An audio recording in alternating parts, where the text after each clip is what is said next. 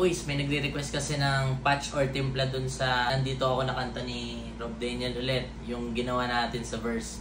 So tinatanong nila kung ano yung timpla na ginawa ko dito sa Tank G. Bali, bago ko ulit simulan, explain ko ulit sa inyo para kasi madaming nagsasabi, kuys, ginaya ko yung timpla mo sa ganito, sa ganyan. Kinopya ko naman lahat pero bakit iba yung tunog? So, bago kayo magsimula or bago natin simulan, ang ginamit kong pickups dun mga kuys is yung number 4 position ng Strat. Ito yon, neck at saka mid pickups yung gumagana dun. So yun yung ginamit kong pickups. Ito. Bali, ganun din yung gawin nyo. Tapos max yung tone, max yung volume. Okay, para sa timpla, ito yung ginawa natin dito. Ito. Yan. Pakita ko ulit sa inyo. Lapit ako. Nung may video na pinakita ko, ang nakapokus yung mukha ko eh. Ito. Yan. IR cab, number 4 pa rin tayo. Ito. Sa reverb, yan. Medyo kailangan natin lunurin eh. Yan siya.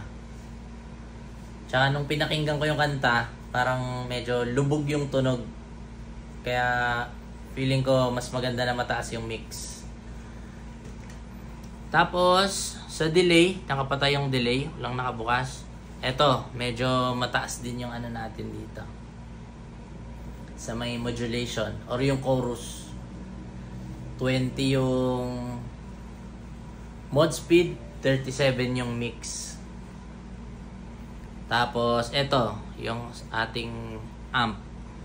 Ito, marami to. Kopyahin nyo na lang ulit. Pero lalagay ko naman dyan sa taas yung text na details. Yan. Pag tinanggal yung chorus dito, medyo parang may dirt siya ng konti. Or pagka in-strum nyo ng malakas, medyo may dirt siya. Pero pag sumama ka na kasi sa banda or dun sa backing track, hindi na siya halata. Maganda na yung tunog. Tapos, ito. Yung noise gate na wala namang epekto. Pero meron pa rin. May nakalagay. Yan, 29. Malay nyo, yan pala yung nagpapaganda ng tunog. Pag walang backing track, ganito tunog niyan.